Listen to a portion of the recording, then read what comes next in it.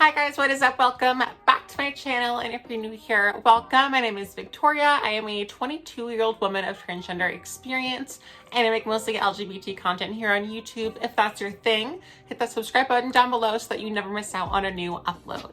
Now, as I just said, I am a transgender woman, which means that I was born male, and that does come with certain features. I transitioned very young, so I was able to block puberty from having its full effect on me. However, there are a lot of tips and tricks that I've learned along the way to make myself look a lot more feminine, as you see before you. One of the most sought after procedures for transgender women is facial feminization surgery, and this is actually a collection of different procedures that you can have done, such as a rhinoplasty, a brow bone shave, a hairline lowering, a chin shave, lip lift, all sorts of different things that can be done to feminize your face. Now, not all of us have the funds for FFS. I personally have had zero work done to my face as much as I would like to. I have not had anything done to my face yet. So if you're like me and you have some things about your face that you'd like to change, you can do so with makeup. And this is what this entire video is all about. Today, I'm going to show you how I achieved this gorgeous mug. If you're interested, please keep on watching. Now, this is significantly more makeup than I wear on a daily basis. I would say if you are really trying to pass for a day-to-day job or school or on a date or something, you don't need to wear this much makeup. This is just sort of the extreme version of what I do every day, okay? So don't feel like you have to or even should wear this much makeup every day. This is just me doing all of the tips at once to show you how effective they can really be. So if you want to learn how to go from this to this, then keep on watching. Okay, you guys, so as you can see, I am starting off with a completely bare face. As I said before, I do love how I look without makeup. However, I am just showing you the tips that I do. I have a sort of square forehead, as I'm pointing out, so I'm going to make that look a little rounder, and I'm also going to make my face appear shorter and wider. Here I'm going in with the LA Girl Pro Conceal Concealer in an orange color. So if you do have any facial hair that might be growing in, if you haven't already had laser and electrolysis as I have, you will likely have a sort of blue or green shadow wherever you grow facial hair. For me, that was mostly the upper lip and the chin area, so I'm buffing that in with my fingers to make it really blend into my skin, and I'm going over it with the Too Faced Born This Way foundation in the shade Ivory. Now I'm blending it in with my Real Techniques sponge. It really helps to buff it right into my skin. And not only does this foundation work as a great base to hide any sort of blemishes or flaws on your skin, but it is also a great base for all the contours and the highlights that we will be laying down in 1 second. And here is how it looks with the full face of foundation. Now I'm going in with the Maybelline Instant Age Rewind Eraser. It is a lovely, lovely concealer. I got their lightest color and I use it not only for their highlights, but also to conceal under my eyes. It is such a nice creamy texture, and it really makes it look like real skin no matter how much product you apply. So I'm going under my eyes, on my cheekbones, on my temple, as well as on my nasolabial folds, on my brow ridge, and right on my chin, all different areas that are thought of to be as typically masculine. Now I'm going in with the ABH contour palette in the shade Light, and I'm just going to go with all the different contour colors, and I'm going in sort of a circle all along my forehead. Now typically when you're contouring a forehead, people go in sort of a semicircle, but the issue with this is for trans women, we have a brow ridge right along the brow bone that sticks out. So if you're trying to make that look smaller and diminish it, you're going to want to apply it in a full circle so that it makes the center of the forehead appear wider and the entire perimeter, including the brows, appear a little bit more sunken in. And I'm also going on my chin as well as on my jawline to make my face look a little more V-shaped.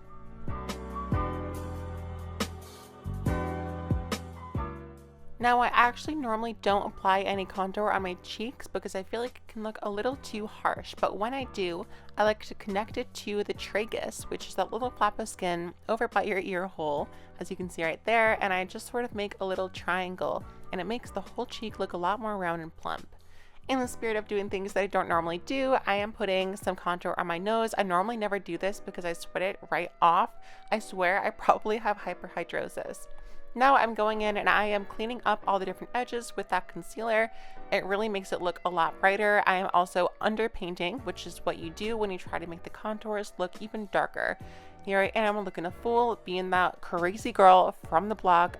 Okay, now I am going in with a damp Real Technique sponge. This is a perfect dupe for the Beauty Blender, you guys. If you haven't already grabbed it, please, if you use Beauty Blenders, just go to CVS and get you one of these. It works exactly the same for a fraction of the price. Now for all the contours, I'm going in with a powder brush and just buffing it into my skin. I'm doing this because the product that I use for the contour is actually a little bit drier than I use for the highlights, so it really helps to buff it all into my skin and look a lot more natural.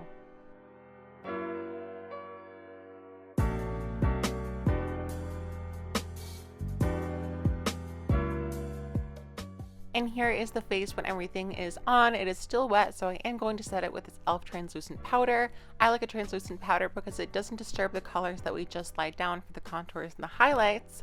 Now, I was wilded out as I was recording this, and I was listening to Childish Gambino on my record player. Tell me if you can tell.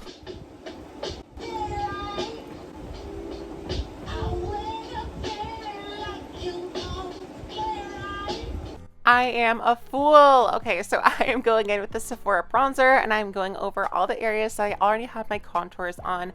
I do this not only to reinforce and make the contours look a little darker, but it also really warms up my face and makes me look a lot more alive.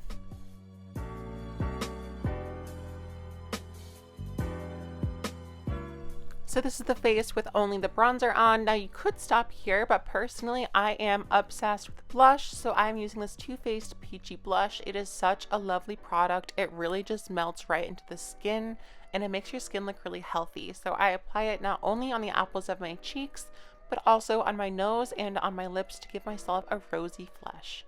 Okay, so no blush versus blush. So no blush, blush. I think the blush is a lot cuter. So typically in feminizing makeup and procedures, you want to make the jaw appear smaller and the eyes appear wider and larger. So I am going in with a bronzer, the same bronzer I used before, and I am popping that right on my brow bone. So what I'm doing here is I'm actually making the brow bone appear a little less prominent and make the eyes appear a little more drawn up. You can really notice a difference. My eye appears very drawn down on that side versus on this one it's a lot more drawn up. So I'm repeating that same step on the other eye right here. And now with the ABH Soft Glam palette, I'm going in with the Rustic color, which is about the same color as my bronzer, but just a little bit darker. And I'm just reinforcing the darker shades to make that fake crease look a little more believable. And now that those shadows are laid down, I'm going to lighten up my eyes with the Sephora eyeshadow in a color that's just a little lighter than my skin tone. It really helps open up my eyes and make light bounce off my lids.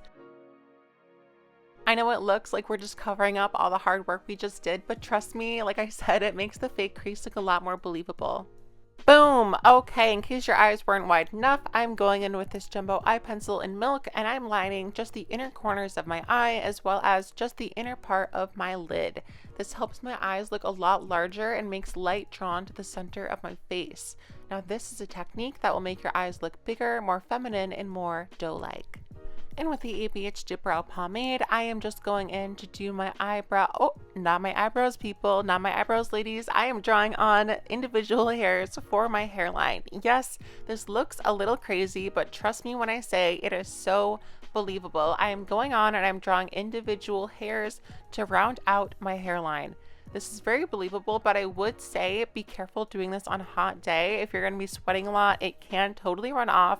That being said, 9 times out of 10, it is very believable, and I have never gotten anybody calling me out for it. So yeah, it makes my hairline look so much more rounded and so much more realistic. I will say if you're going to do this, you should probably pull some hairs down from your actual hairline to hide some of your scalp to make it look a little more believable. Gorgeous. Oh my God, Widow's Peak who? We don't have a Widow's Peak here. I do not know her. Goodbye. Moving on to the eyebrows. Now this is pretty self-explanatory. I'm not going to go super in-depth with the eyebrows just because eyebrow trends really do change from year to year. So what's feminine and funky and fresh right now might not be so funky, fresh, and femme next year.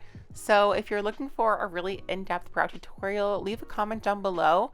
Other than that, just enjoy watching this because I'm not going to explain drawing on hair by hair. As you can see, the eyebrow really helps to draw my face up as opposed to on this side where it stays kind of down. It helps your forehead look smaller. One tip I will say is that a strong brow is typically very masculine, so I would say use a light hand. Going in with really any liquid eyeliner. I like this one because it's cheap and it looks good and it lasts. So I'm just doing a simple line over my eye on my lash line just to make it look more full and more defined.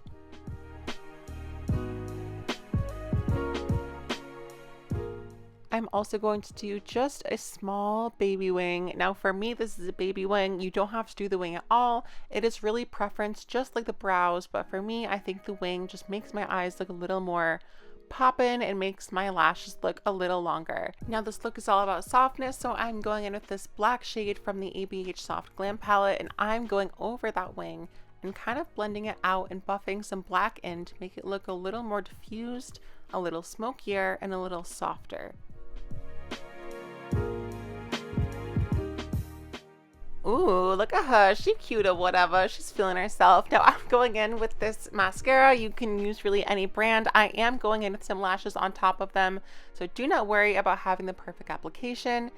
And you can see here that I'm using some lashes that I bought right off Amazon. They are so much cheaper than the ones that I would buy in person, and I will pretty much just be buying from them from now on. If you're interested, I will link them down below. This is not sponsored. I just love the lashes.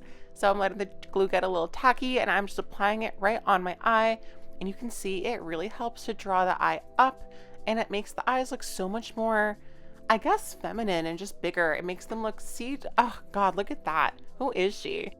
Now, while I do feel super cute like this, and a lot of the times I don't even bother with lipstick, I'll just put on a lip balm, I am going to go in with that same LA Girl concealer and I'm going to do my lipstick.